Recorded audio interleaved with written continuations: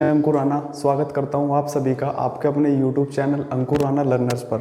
तो guys I hope आप सभी अच्छे होंगे और आपकी स्टडी भी बहुत अच्छी चल रही होगी।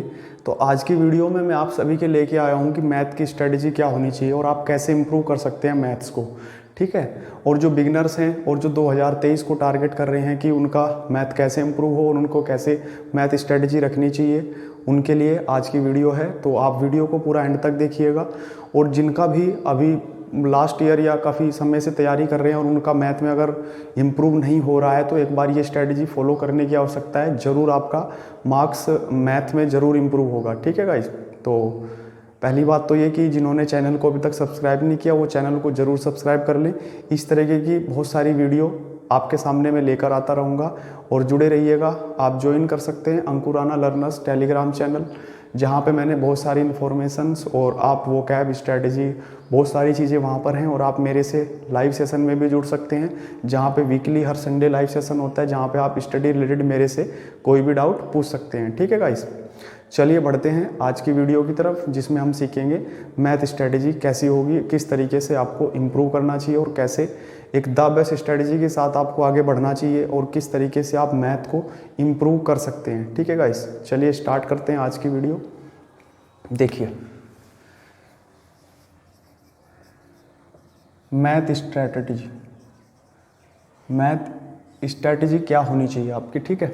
देखो सबसे पहले हमारे पास दो सोर्स होते हैं मैथ को करने के। सबसे पहला सोर्स होता है आप यूट्यूब से मैथ को कर सकते हो, दूसरा होता है पेड कोर्सेस। पेड कोर्स से आप कर सकते हो, या फिर तीसरा होता है कि आप किसी ऑफलाइन कोचिंग सेंटर से, आप किसी ऑफलाइन कोचिंग से कर सकते हो। या तो आप YouTube से कर सकते हो या पेड कोर्स या ऑफलाइन कोचिंग से। सबसे पहले आपको मैथ का सिलेबस अच्छे से कंप्लीट करना होगा, ठीक है। उसमें भी क्या सीक्वेंस रहेगी, किस तरीके से आपको चैप्टर कैसे कंप्लीट करनी चाहिए, वो सारा डिटेल में बताऊंगा। वीडियो को एंड तक जरूर देखना, बीच में स्किप मत करना, नहीं तो आप स्ट्रेटजी को स्किप कर दोगे, ठीक है गाइस। जुड़े रहिएगा। देखो YouTube से आप क्या कर सकते हो कि आप जिस भी टीचर का आप एक बार डेमो ले सकते हो, वहाँ से आपको जो भी अच्छा लगे वहाँ से आप उस टीचर से कर सकते हो। ये मान के चलो सभी टीचर अच्छे हैं, सब अच्छा पढ़ाते हैं, बस समझ ये होनी चाहिए कि आपको किसका पढ़ाया हुआ समझ आता है, वहाँ से आप ज्वाइन कर सकते हो। वहीं से आप पेड कोर्स ले सकते हो, या जिस भी टीचर का आपको YouTube से अच्छा लगता है तो वहाँ से आप पेड कोर्स ले सकते हो, या ऑफलाइन में आप कर सकते हो, ठीक है। ये तीन सोर्सेज हमारे पास होते हैं मैथ को करने के, जहाँ से आप मैथ को किसी भी एक अच्छे टीचर से, देखो सिलेबस को कवर करना अच्छे से सिस्टमेटिकल वे में बहुत ज़रूरी होता है, ठीक है गाइज। अब मैं आपको बता देता हूँ कि सीक्वेंस क्या रखनी चाहिए, किस सीक्वेंस में आपको मैथ करना चाहिए, ठीक है। देखिए सबसे पहले मैथ में आपको परसेंटेज करना चाहिए। सबसे पहले क्या करना चाहिए, परसेंटेज आपको कंप्लीट करना चाहिए। देखो परसेंटेज एक बेसिक चैप्टर है पूरे कंप्लीट मैथ का, तो यानी आपको सबसे पहले स्टार्टिंग परसेंटेज से करनी चाहिए। ये जो बात मैं बताऊंगा सीक्वेंस वाली, ये शायद मोस्टली बहुत ही कम टीचर ने आपको बताई होगी कि किस सीक्वेंस में करना चाहिए। सब आपको बुक सजेस्ट करते हैं, सब आपको कोर्स सजेस्ट करते हैं, पर ये कोई नहीं बताता करना कैसे चाहिए।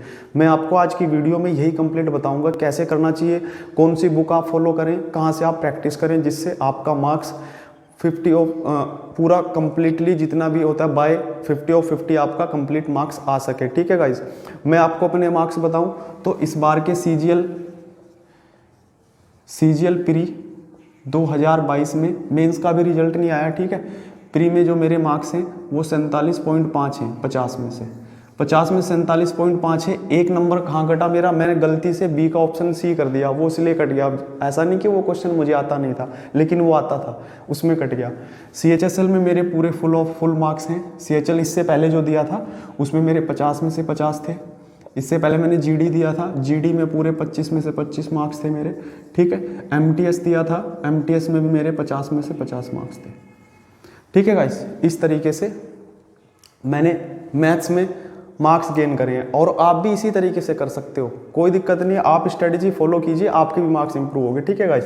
देखिए आपको मैथ में क्या करना है, सबसे पहले परसेंटेज करना है। परसेंटेज सबसे बेसिक चैप्टर है। परसेंटेज के बाद लास्ट में वीडियो तक जुड़े रहना, कैसे क्या करना है, मॉक स्ट्रेटजी क्या रहेगी, सब बातें बताऊंगा। परसेंटेज, उसके बाद आपको करना है profit and loss. Profit and loss के बाद आपको सबसे पहले सीआई करना है, सीआई यानी कंपाउंड इंटरेस्ट।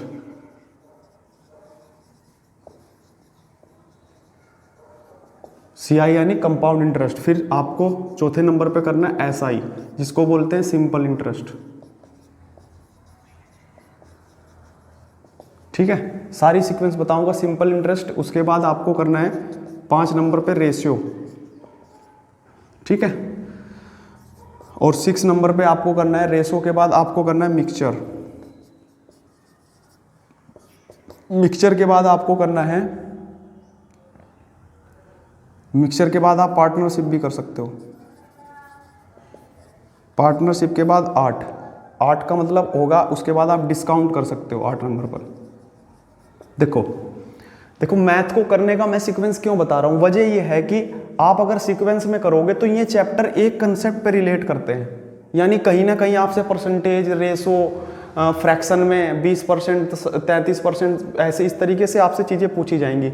इसमें चीज़ें बढ़ेंगी कि 20% बढ़ गया, 20% घट गया। लॉस में भी वही सारी बातें होती है इस तरीके से, सीआई में, एसआई में, रेशो में, मिक्सर में, पार्टनरशिप में, डिस्काउंट में, वही सारी बातें हैं। तो ये सिम एक कंसेप्ट पे काम करते हैं। तो यानी अगर आप इस सीक्वेंस में करोगे तो एक कंसेप्ट पे आप 8 चैप्टर आसानी से कंप्लीट कर सकते हो। ठीक है गाइस, इसी तरीके से आपने इस तरीके से कर लिया। उसके बाद यहाँ से कंसेप्ट बदल जाता है, यहाँ से आपका कंसेप्ट बदल जाता है, या आप 9 नंबर पर यहाँ पे एलिगेशन कर सकते हो लास्ट में। लास्ट में मैंने एलिगेशन करने को क्यों बोला, क्योंकि एलिगेशन एक ऐसा चैप्टर है जो सभी चैप्टर को टच करता है। यानी एक एलिगेशन मेथड है जिससे आप प्रॉफिट एंड लॉस के कुछ क्वेश्चन एलिगेशन से कर सकते हो, कुछ सीआई के, कुछ परसेंटेज के, कुछ रेशो के, कुछ मिक्सर के, वो एलिगेशन से हो जाते हैं। इसलिए पहले आपको एलिगेशन आने के लिए, पहले मतलब एलिगेशन करने के लिए आपको ये सारे चैप्टर आने चाहिए पहले। ठीक है, तो इस तरीके से। उसके बाद 10 नंबर पर बढ़ते हैं। 10 नंबर पे आप क्या कर सकते हो, अब यहाँ से मेथड चेंज हो जाएगा। आप उसके बाद कर सकते हो एलसीएम एचसीएफ, यहाँ से आप कर सकते हो एलसीएम एचसीएफ। अब एलसीएम एचसीएफ अपने आप में एक मेथड है। अगर आपको एलसीएम एचसीएफ निकालना आता है, जैसे मान लिया आप 20 और 60 का एलसीएम बताओ कितना होगा। ठीक है, 20 और 60 का एलसीएम अगर आप तेजी से निकाल सकते हो तो उसी पे डिपेंड होता है आपका next chapter time and work, उसी पे होता है डिपेंड आपका टाइम एंड वर्क। जुड़े रहिएगा, मैथ को इंटरेस्टिंग कैसे बनाते हैं वो सारी बातें, वही चीज डिस्कस आपसे मैं कर रहा हूं। ठीक है, और इन्हीं तरीके से अगर आप चलोगे तो आपको मैथ बहुत आसान लगेगा। ठीक है, टाइम एंड वर्क कर सकते हो। टाइम एंड वर्क जैसा ये क्वेश्चन होता है, pipe and system,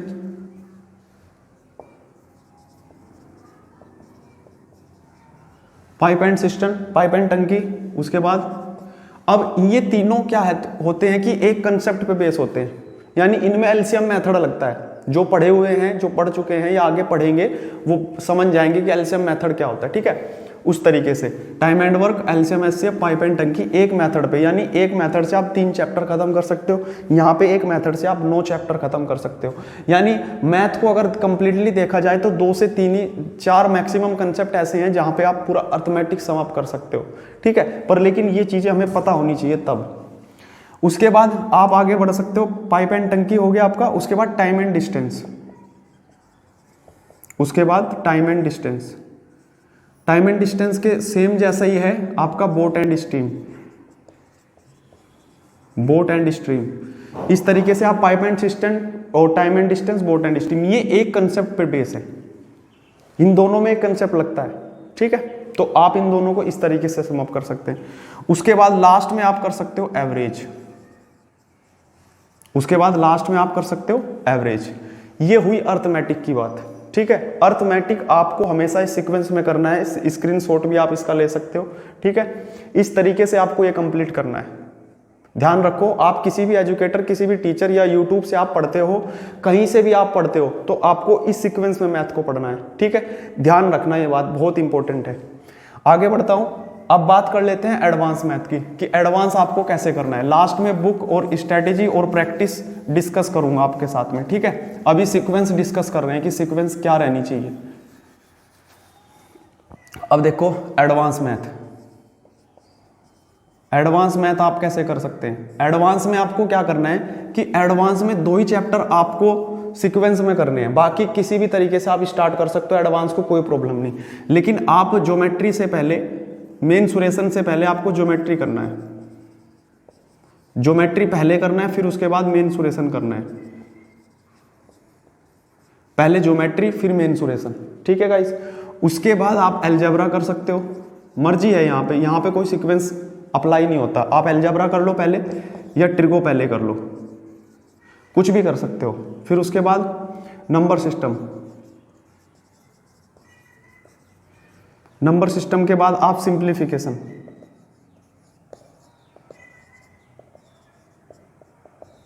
surds and index भी होता है। और अब एक चैप्टर और बढ़ गया है जिसको बोलते हैं प्रोबेबिलिटी, ये सब चीज। और फिर आता है लास्ट में DI, ये सारी चीजें, डाटा इंटरप्रिटेशन जिसको बोलते हैं, ठीक है। तो ये सब चीजें तो आप इस तरीके से भी कंप्लीट कर सकते हो। एडवांस की कोई सीक्वेंस नहीं है, बस 2 चीजें याद रखना, मेंसुरेशन से पहले ज्योमेट्री पढ़ लेना, ठीक है। Geometry, mensuration, algebra, trigo, number system, simplification, surd and index, probability, DI। इस सीक्वेंस में आपको मैथ को कवर करना है, ठीक है। अब बात कर लेते हैं कि हमें प्रैक्टिस कैसे करना चाहिए। बहुत लोगों के डाउट ये रहते हैं कि सर हम परसेंटेज करते हैं, फिर प्रॉफिट एंड लॉस, फिर CISI, तब तक CISI पे आते हैं तब तक हम परसेंटेज और प्रॉफिट एंड लॉस को भूल जाते हैं। वो क्यों होता है, कैसे होता है, वही बताऊंगा, ठीक है। देखो आपको बता दूं मैं प्रैक्टिस की बात, कि आप प्रैक्टिस कैसे कर सकते हो। अब आपने क्या किया कि आज आपने प्रैक्टिस स्टार्ट करी, आप बिगिनर हैं, आपने परसेंटेज कंप्लीट कर लिया। ध्यान से सुनना मेरी बात, आपने परसेंटेज कंप्लीट कर लिया, आपका परसेंटेज कंप्लीट हो गया। आपने परसेंटेज अपने टीचर से, अपने मेंटर, जो भी आप जहाँ पे ज्वाइन किया, यूट्यूब से, कहीं से भी, आपने परसेंटेज को कंप्लीट कर लिया, ठीक है। अब 2 तरीके होते हैं, आपको वहाँ से सीट मिलेगी, तो आपको एक तो पहले सीट कंप्लीट करनी है। जब आपकी सीट टीचर से, जो आपने पहले परसेंटेज अच्छे से पढ़ लिया, पढ़ने के बाद सीट कंप्लीट कर ली, सीट कंप्लीट करने के बाद आपको क्या करना है, जैसे सीट आपकी कवर हो जाती है, सीट होने के बाद सीट में भी अगर कोई डाउट आते हैं तो आप वीडियो को दोबारा देख सकते हो उस तरीके से, लेकिन एक बार अच्छे से कंप्लीट कर लिया। उसके बाद आपको क्या करना है, उसके बाद आपको परसेंटेज का ही मॉक टेस्ट देना है। क्या करना है, परसेंटेज का ही मॉक टेस्ट देना है आपको।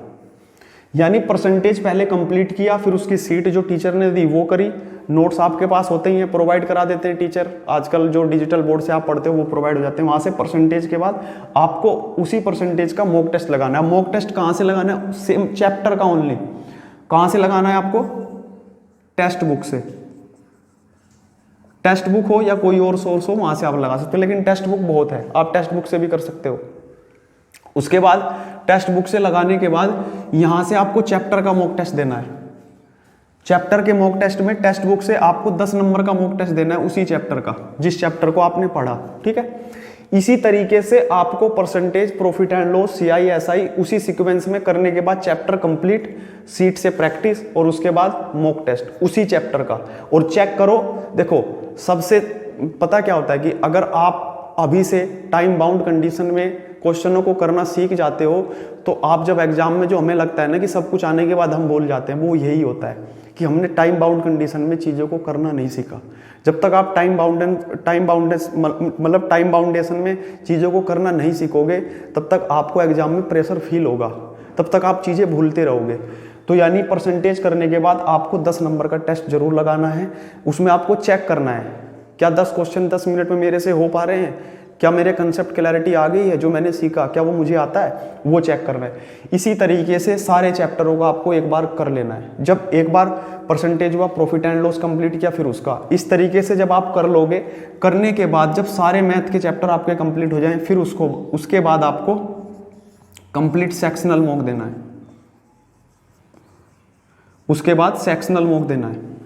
अब सेक्शनल मॉक जो आप दोगे, अब आपको क्या करना है कि पूरा मैथ रिवाइज नहीं करना।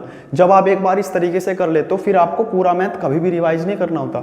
आप सीधा सेक्शनल मॉक दो, और सेक्शनल मॉक में जैसे मान लिया आज आपने सेक्शनल मॉक दिया और आपसे परसेंटेज नहीं हुआ, आपसे परसेंटेज के क्वेश्चन नहीं हुए, आपसे ज्योमेट्री के क्वेश्चन नहीं हुए, आपसे अलजेब्रा के क्वेश्चन नहीं हुए, तो आपको क्या करना है, जब आपने सेक्शनल मॉक लगाया, आपसे परसेंटेज के नहीं हुए, ज्योमेट्री के नहीं हुए, अलजेब्रा के नहीं हुए, तो आपको इन्हीं के बस रिवीजन करना है, इन्हीं चैप्टर का रिवीजन करना है और इन्हीं का मॉक टेस्ट देना है।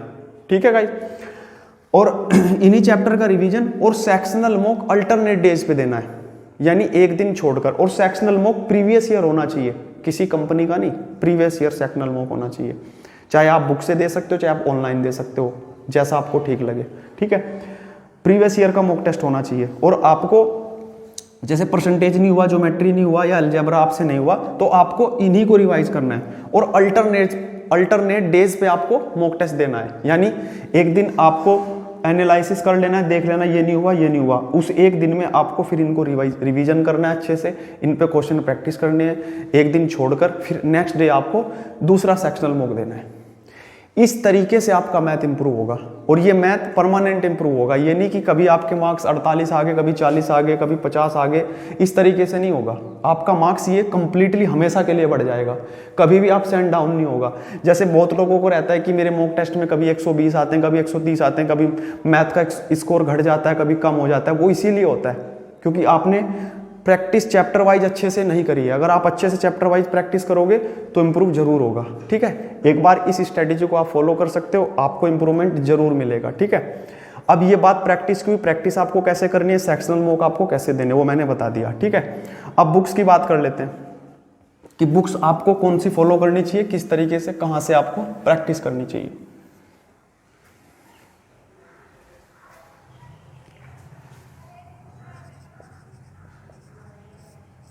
अब बुक्स के लिए एक तो आपको क्या करना है कि पहले जो टीचर ने सीट प्रोवाइड कराई वो आपको प्रैक्टिस करनी है, वहां से आपको प्रैक्टिस करनी है। दूसरा, आपके पास कोई बुक भी हो सकती है प्रीवियस ईयर की, लेकिन बुक होनी चाहिए प्रीवियस ईयर क्वेश्चन की। अब चाहे वो किरण की हो,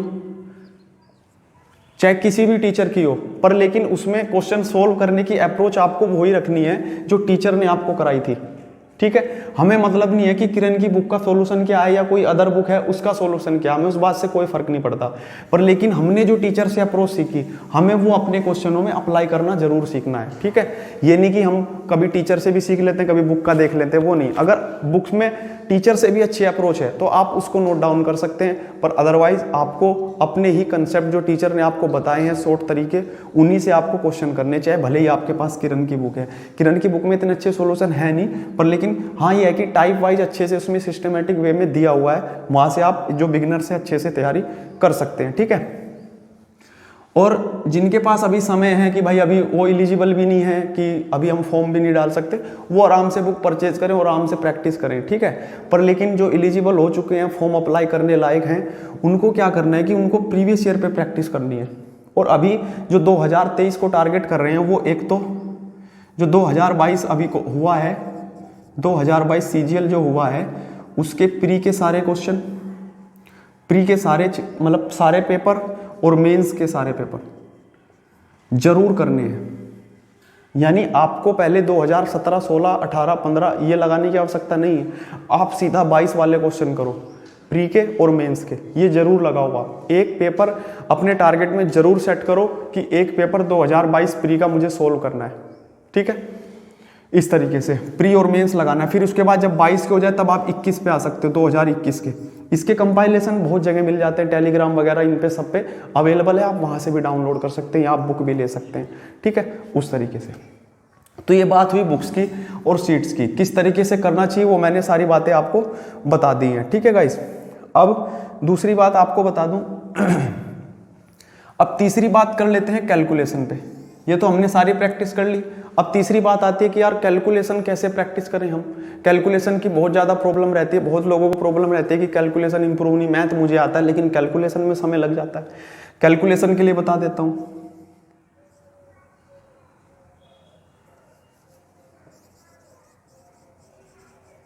कैलकुलेशन के लिए बता देता हूँ। कैलकुलेशन के लिए क्या करना है, देखो कैलकुलेशन के लिए मैंने 11 वीडियो अब तक बना दी है, 11 वीडियो मैंने अब तक बना दी है, ठीक है। 11 वीडियो की प्लेलिस्ट आपको इसी YouTube चैनल अंकुर राणा लर्नर्स पर आपको मिल जाएगी, जिसमें मैंने एडिशन, मल्टीप्लिकेशन, स्क्वायर रूट, इस तरीके की सारी चीज़ें मैंने बताई हुई है। वहाँ से आप कैलकुलेशन आप अपनी इंप्रूव कर सकते हो, जिसमें आपको डेली एक वीडियो देखनी है और डेली प्रैक्टिस करनी है घर पर। डेली एक वीडियो देखनी है, डेली प्रैक्टिस करनी है। आगे और बहुत सारी वीडियो लेकर आऊँगा। अभी सब्सट्रैक्शन बचा हुआ है, डिवाइड बचा हुआ है, वो भी मैं लेकर आऊँगा। इसमें मैं देखो कैलकुलेशन सीखना क्यों ज़रूरी है। एडिशन किसको करना नहीं आता, सबको करना आता है, लेकिन जल्दी कैसे करें वो मैंने वीडियो में बताया हुआ है। मल्टीप्लिकेशन किसको करना नहीं आता, सबको मल्टीप्लाई करना आता है, लेकिन मेंटली कैसे करना है, पेन फ्री कैसे हमें करना है वो मैंने वीडियो में बताया हुआ है। ठीक है, तो पहले आप उनको सीखने की आपको आवश्यकता है, तब आपका माइंड शार्प होगा, तब आपको पता तो हो पहले करना कैसे है। करना हमें अब तक सबको आता है, लेकिन पता तो हो करना कैसे है। तो उसके बाद आप वहां से एक बार वीडियो देखें और उसके बाद प्रैक्टिस करने की कोशिश करें, तब आपको ये लगेगा कि हाँ अब चीज़ें आसान हुई हैं, अब आप आसानी से माइंड में चीज़ें सोच सकते हो। ठीक है, तो पेन फ्री हैबिट से मैंने उसमें करना सिखाया है और खुद भी प्रैक्टिस करके मैंने उसमें दिखाया हुआ है। आप एक बार वहाँ से इस वीडियो को एक एक वीडियो डेली कर सकते हो।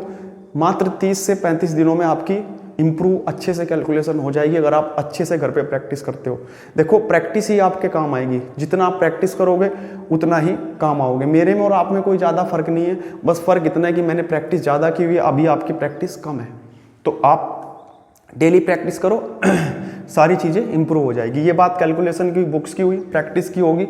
मैथ की सीक्वेंस क्या रखनी चाहिए वो मैंने सारी बता दी। ठीक है, जहाँ से आपको अच्छा लगे आप वहाँ से मैथ पढ़ सकते हो। मैं अपनी तरफ से सजेस्ट नहीं करता, क्योंकि मैं इसलिए सजेस्ट नहीं करता क्योंकि अगर मान लिया मैंने जो टीचर सजेस्ट किया उसका आपको समझना है तो फिर फ़ायदा क्या हुआ। ठीक है, इससे अच्छा है कि आप खुद चॉइस करें कि मुझे इन टीचर का बिहेवियर समझ में आता है, मुझे इनकी लैंग्वेज समझ आती है, वहाँ से आप चॉइस करें। हर टीचर ने अपना 100% दिया हुआ है, मर्जी आपकी है कि आप किसको पसंद करते हैं और कहाँ से करना चाहते हैं। ठीक है, वो आप कर सकते हैं। ओके, तो इस तरीके से। और आपको बता दूं कि आप ज्वाइन कर सकते हैं, आप ज्वाइन कर सकते हैं टेलीग्राम चैनल।